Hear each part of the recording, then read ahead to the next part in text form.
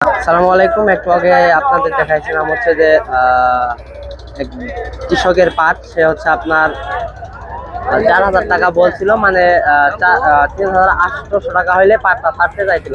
কারণ আর এক কৃষক ভাইরে পাইছি, দেখি তার কাছে পাটের দামটা জানার চেষ্টা করি। সাথে থাকেন। আসসালামু আলাইকুম। ওয়ালাইকুম আসসালাম। ভাই ভালো আছেন? আল্লাহ রাখছে ভালো। ভাই পাট কি এগুলো আপনারই না? জি আমারই ভাই। ভাই পাটের দাম কিরকম চাচ্ছেন?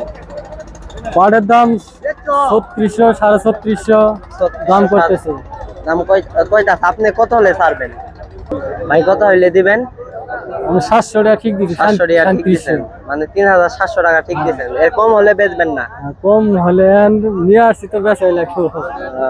আচ্ছা, আপনার হচ্ছে যে পাট বেচা কি আপনার আর্থিক কোনো ক্ষতি বা কোনো লস হইব? হ্যাঁ, মানে পাট বেচা কি আপনি কোনো লসের মুখে পড়বেন?